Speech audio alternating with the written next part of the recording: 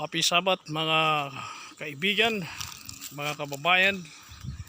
Ngayon ay araw ng Sabbath or 7th day. Ay dapat natin alalahanin ang kalooban ng ating Panginoon.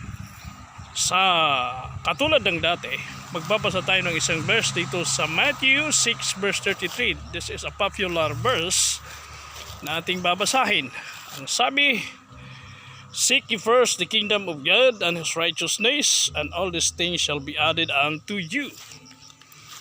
Mga kaibigan at mga kababayan, sabi ng Bible, hanapin natin una ang kaharian ng langit, ang kaharian ng Ama, at ang lahat ng bagay ay idaragdag sa atin. Kaya mga kaibigan at mga kababayan, sa buhay natin hindi lamang ang sarili ang ating hahanapin, ang mga bagay dito sa sanlibutan. Unahin natin hanapin ang mga bagay kung nasaan doon sa kingdom ng ating dakilang lumikha, sapagkat doon ay ang kapayapaan at ang kasayahan ng ating kaluluwa. Kaya mga kaibigan, kung tayo man ay nag-uulumihanan, hindi natin alam kung ano ang paghanap sa kaharian ng langit ng Panginoon. Ang kanyang kaharian ay nababase doon sa ating pagsunod sa kanyang kalooban. Katulad ngayon, araw ng pamamahinga, nasa 10 Commandments, 4th command ng Panginoon na remember the Sabbath day to keep it holy.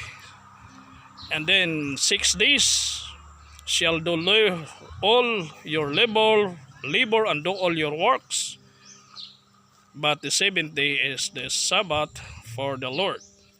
Kaya ang 7th day, ang ikapitong araw, hindi para sa atin, kundi para sa ating Panginoon. Isa yan sa mga bagay na dapat nating sundin at hanapin. At ito'y kanyang inaaring kabutihan, inaaring paghahanap sa mga tao. Hinahanap siya ng mga tao sa pamagitan ng ating pagpapahinga at pag-aaral ng kanyang salita sa mga araw o sa araw na ito. At marami pang mga utos ang Panginoon na para doon sa kaharian ng langit. Yun ay ang ating pag-ingat sa ating sarili. Hindi tayo magumon sa kahalayan ng sanlibutan ito, kundi ito ng ating pag-iisip lagi doon sa kaharian ng langit, which is ang sinabi ng Bible is His kingdom. Kaya magandang umaga mga kaibigan at mga kababayan, at happy Sabbath na rin sa ating lahat. The Lord Yeshua bless sa ating lahat.